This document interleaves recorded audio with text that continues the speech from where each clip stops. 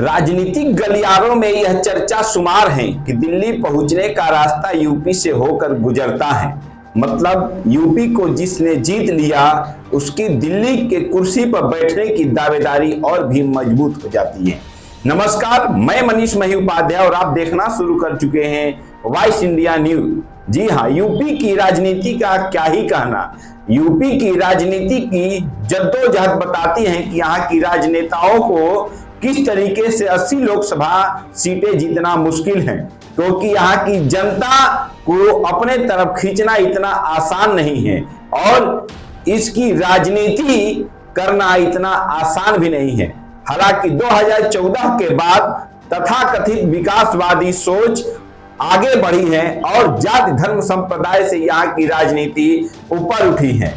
मैं आज आपके सामने इन्हीं सब मुद्दों पर चर्चा करने के लिए वाराणसी से बीजेपी के नेता और कई तमाम संगठनों पर अपनी दस्तक देने वाले शैलेश वर्मा जी से चर्चा करूंगा। शैलेश जी, बहुत बहुत स्वागत है आपका स्टूडियो में।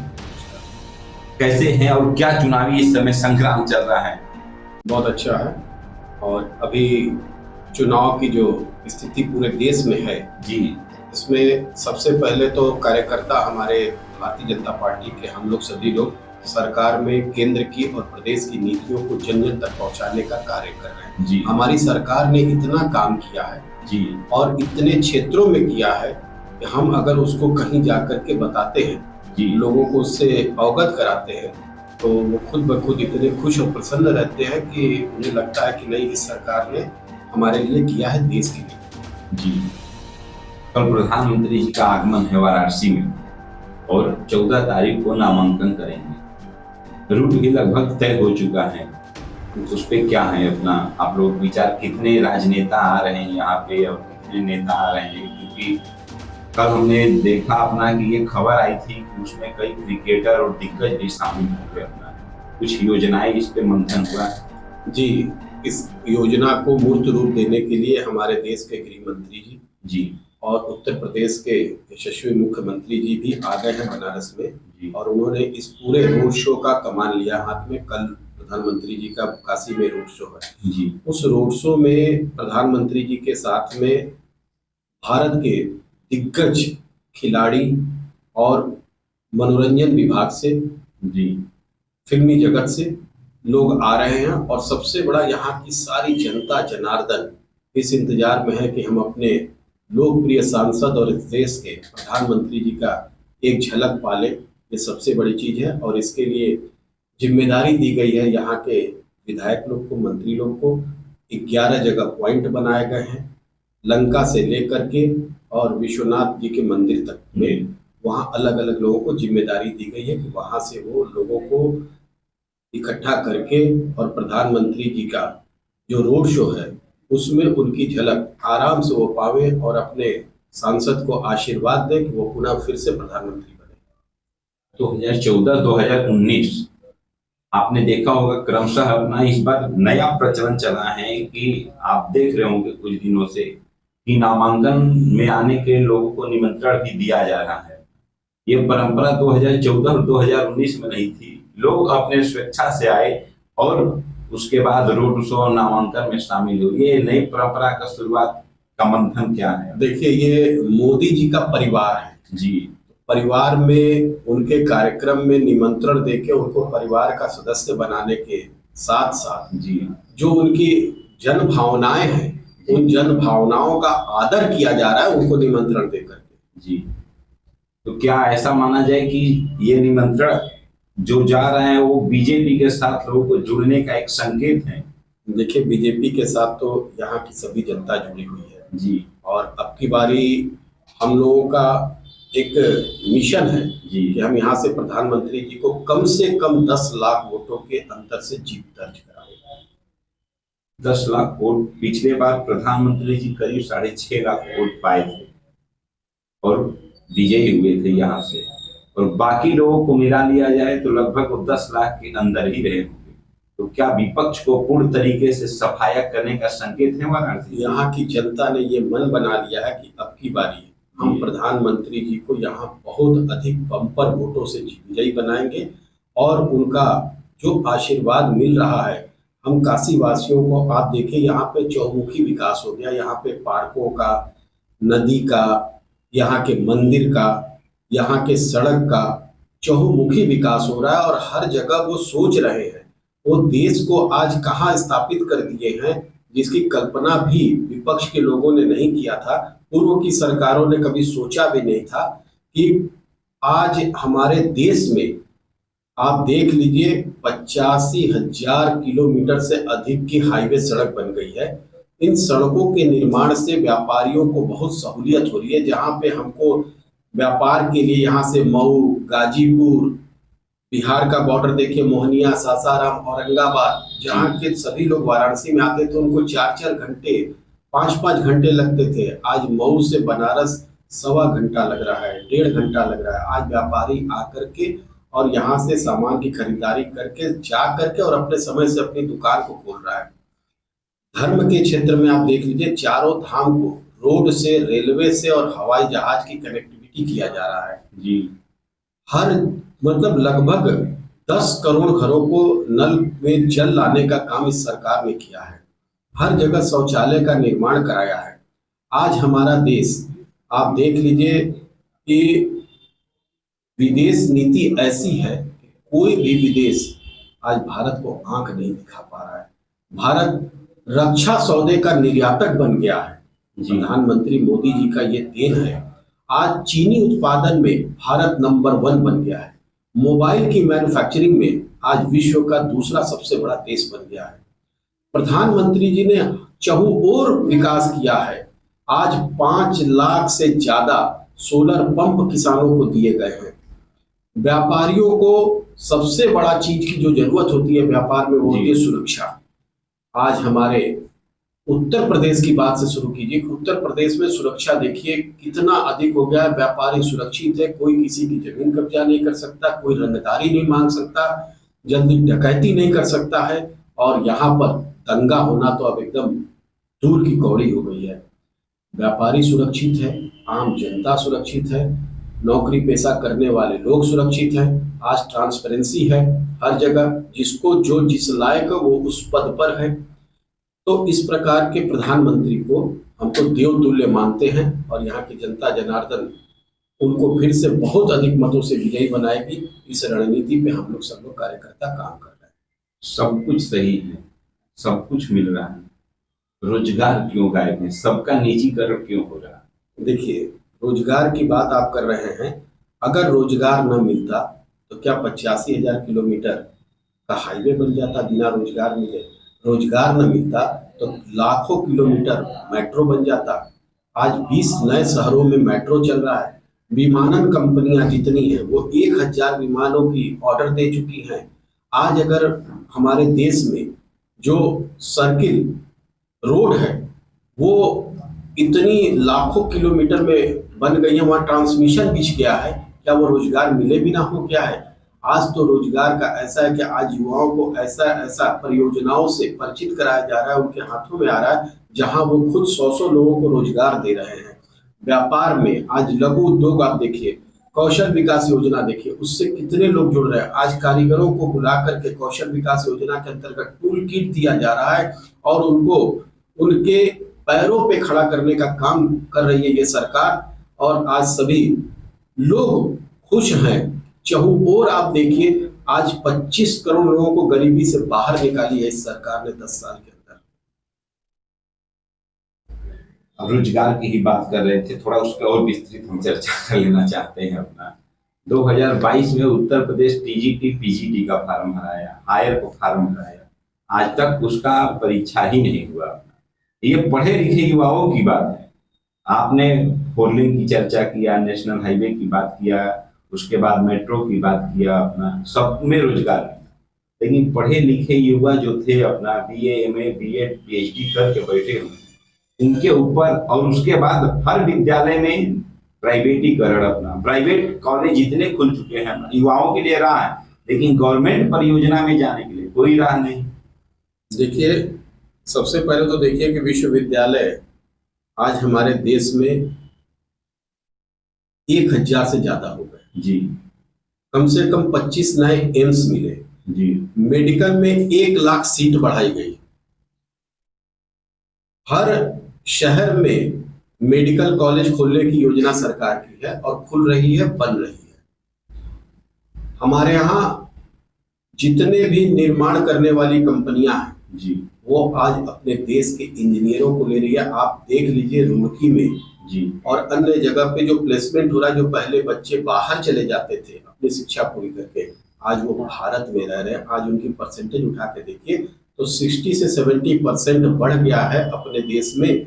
कंपनियों में काम करने के लिए वो अपना ले रहे हैं, यहीं पर अपने पद को ले रहे हैं, कंपनियां उनको ले रही हैं। तो ये रोजगार का ही तो सृजन है और रोजगार तो मिल रहा है। जहां तक बात रह गई, आप कह रहे हैं कि पीजी की और पीजीटी की और टीजीटी की, तो अभी सरकार इस पे ट्रांसपेरेंसी ला रही है। कितना ज्यादा उसमें भ्रष्टाचार था और किस किस प्रकार से लोग उसमें पकड़े गए और वो जेल गए। तो इसमें ट्रांसपेरेंसी लाए बिना सरकार कभी किसी काम को, किसी परियोजना को पूरा नहीं कर रही है। इस सरकार की सबसे बड़ी खासियत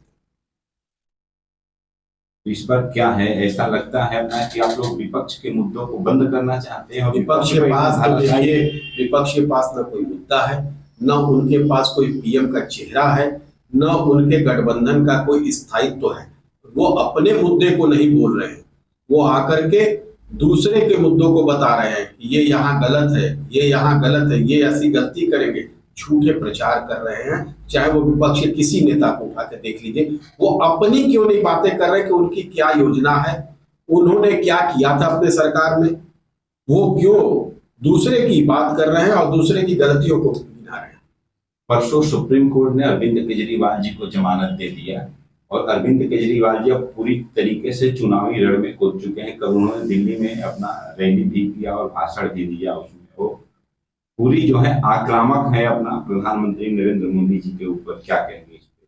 वो प्रधानमंत्री जी के ऊपर आक्रामक कहाँ हो पा रहे हैं?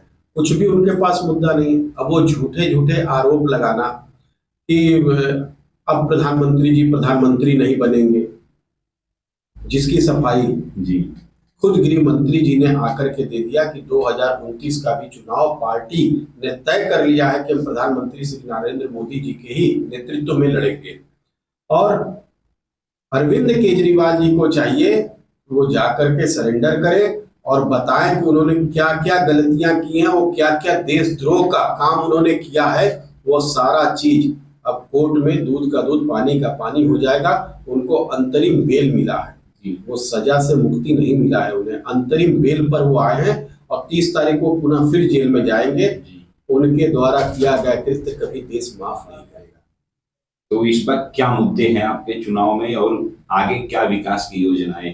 देखिए, प्रधानमंत्री जी ने जो जो योजनाएं बनाई हैं इस देश के लिए, रोड की कनेक्टिविटी अभी जहां छुटी हुई है वो होगा। शिक्षा के क्षेत्र में जहां जहां कॉलेज अभी नहीं है वहां कॉलेज पुनः बनेगा।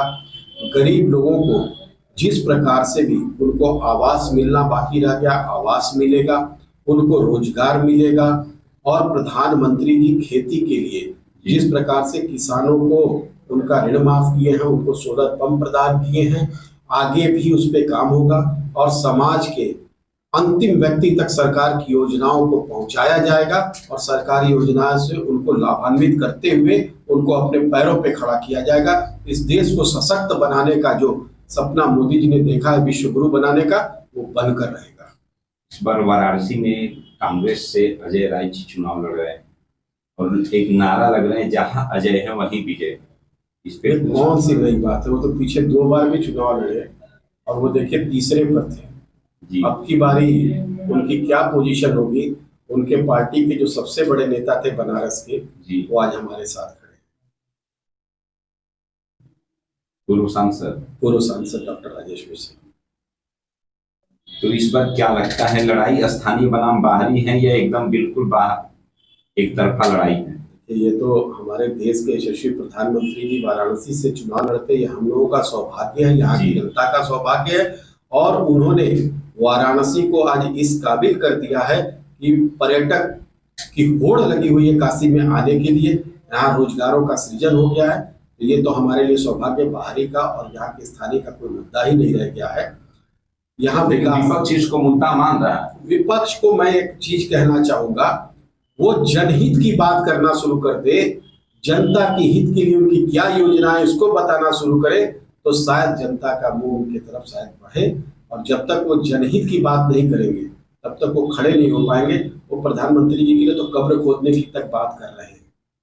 अब वो प्रधानमंत्री जी ऐसे हैं जिन्होंने सनातन धर्म को आज मतलब शिखर की जो पराकाष्ठा होती है वहां लेकर के आए हैं, और आज गर्व से लोग कहते हैं कि हम सनातनी हैं, हम भारतवासी हैं।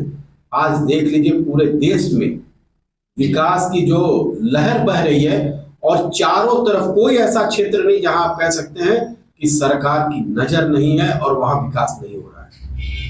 वाराणसी में आपका काफी नाम है, संगठनों में भी और अपने आप जो समाज है उसमें भी। इस बार शैलेश वर्मा जी की क्या भूमिका है इस चुनाव में वाराणसी में? मैं एक कार्यकर्ता हूं और मेरी एक ही भूमिका है कि मैं सरकार की योजनाओं को जन जन तक पहुंचाऊंगा।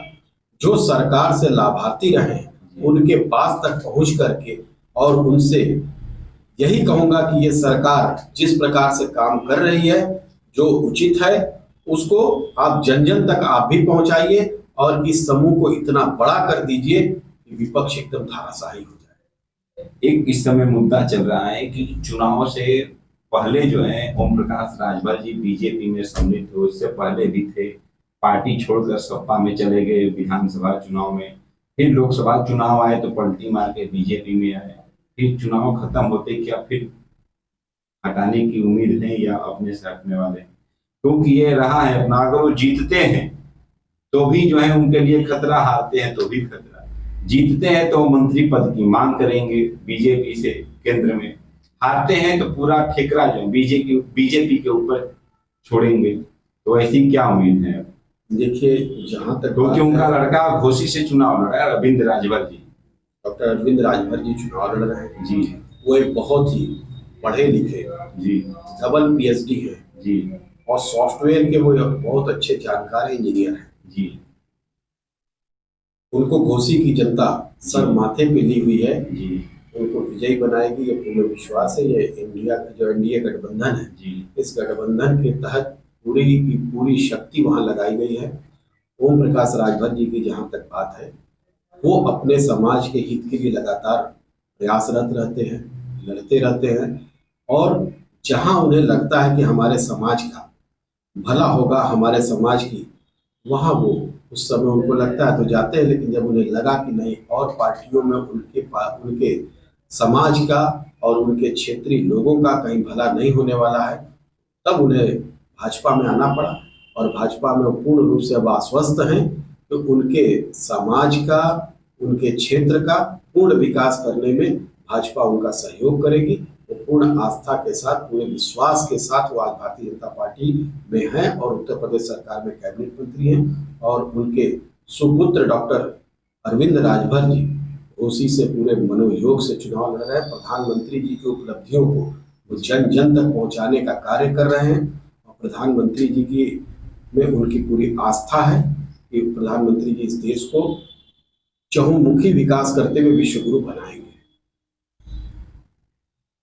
बहरहाल हमारे साथ थे शैलेश वर्मा जी, जो पूरे भारत में चहुमुख विकास की प्रतिभा का अनावरण कर रहे थे। जी हाँ, आगे चुनाव है और प्रधानमंत्री जी का रोड शो है, नामांकन है, और उसके बाद पूर्वांचल में नामांकन की प्रक्रिया 14 तारीख को खत्म हो जाएगी। 7वें चरण का मतदान 1 जून को होगा, परिणाम 4 मार्च को आएगा। देखना होगा कि कौन कितना सीट पाता है, क्योंकि बीजेपी का एक नारा है कि 14 जीते 19 जीते 24 जीतने वाले हैं, 29 की क्या बात करते, 29वें सरकार हमारी है। तो बहरहाल 24 से लेकर 29 तक फिर से सरकार बनेगी और 29 में फिर सरकार बनेगी। तब तक के लिए बने रहिए आप वॉइस इंडिया न्यूज के साथ।